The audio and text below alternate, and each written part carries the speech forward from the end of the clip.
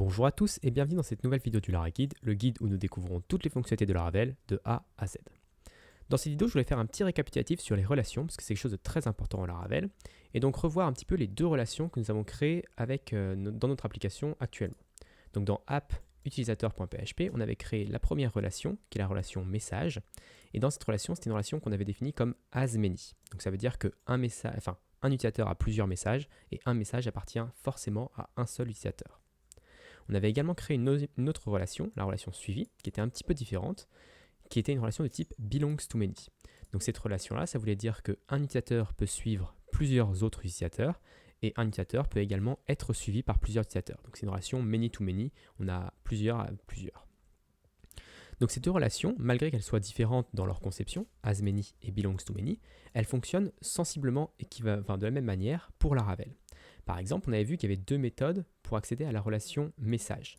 La première, c'est utiliser la fonction message, comme par exemple dans HTTP controllers message controller. On utilisait ici la fonction message pour récupérer le query builder qui nous permet de faire des requêtes SQL en Laravel, et ensuite d'appeler la méthode create pour faire un insert en SQL et créer un nouveau message à partir de la relation message. On avait également vu que par exemple dans notre vue, donc dans Resources, Views, utilisateur.blade.php, tout en bas, on utilisait l'attribut message, cette fois-ci pas la méthode, pour récupérer les éléments, les objets, les messages associés à un utilisateur. Donc ça, c'est les deux méthodes pour accéder à une relation en Laravel. Et donc dans notre utilisateur.php, cette première relation-là fonctionne de la même manière que suivi. Suivi, on va avoir les mêmes avantages avec la relation belongs to many. C'est-à-dire qu'on peut utiliser la méthode suivi pour obtenir le query builder. Et ce query builder, comme pour message, nous permet de faire des requêtes SQL. Donc dans message, on avait vu que ça permettait de faire une requête SQL de type insert.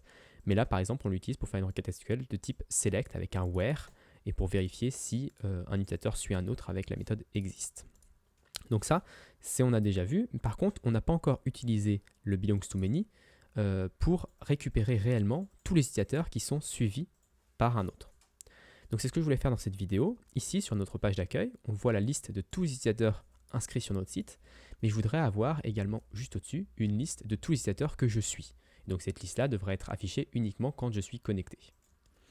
Donc si je reviens ici sur utilisateur.blade.php, qui est ma vue de page d'accueil où on voit mon bienvenu, je peux rajouter du coup un H2 ici en disant tous les utilisateurs.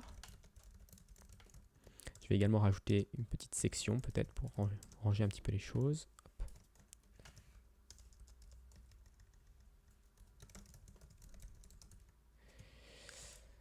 Et je vais rajouter exactement la même chose juste au-dessus. Donc ça va être exactement la même liste, sauf que dans cette liste-là, ça ne va pas être tous les utilisateurs, ça va être les utilisateurs suivis. Et cette section-là, je veux l'afficher uniquement si je suis connecté, parce qu'il ne peut pas y avoir d'utilisateur suivi si je ne suis pas connecté. Donc je vais utiliser @auth, comme on avait déjà vu, et @endauth pour délimiter la partie qui est affichée uniquement quand je suis connecté. Ensuite, dans le for each, on ne va pas for each sur $utilisateur, parce que $utilisateur, c'est un tableau qui contient tous les utilisateurs du site. C'est le tableau que l'on crée dans utilisateur controller, index, c'est le tableau qu'on crée ici, et ça correspond à tous les utilisateurs du site. Donc au lieu de faire $utilisateur, ici je vais utiliser la relation belongs to many de la même manière qu'on utilisait la relation message. Donc je vais faire récupérer d'abord l'utilisateur connecté et ensuite je vais récupérer tous les utilisateurs qu'il suit grâce à flèche suivi. Et cette fois-ci j'accède à l'attribut suivi et pas avec les parenthèses là comme ça pour accéder au query builder.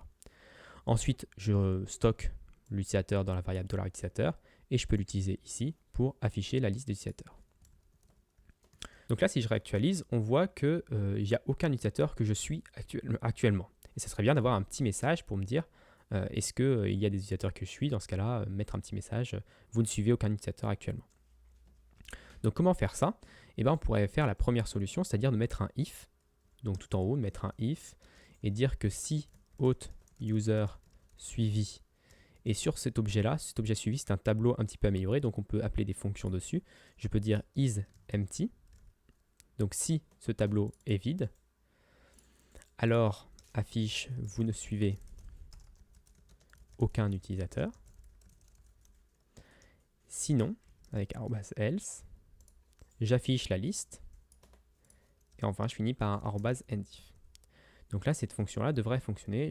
J'actualise, on voit bien, vous ne suivez aucun utilisateur. Et si je clique sur tibor@zos.fr, que je clique sur suivre, que je retourne sur l'accueil, les utilisateurs suivis, maintenant j'ai accès à tibor@zos.fr directement ici. Laravel nous fournit un raccourci que l'on n'a pas encore vu pour faire cette condition-là, parce que c'est quelque chose d'assez courant. Et ça s'appelle un for else. Alors je vais vous montrer à quoi ça ressemble. On va revenir comme on était auparavant, juste avec notre UL.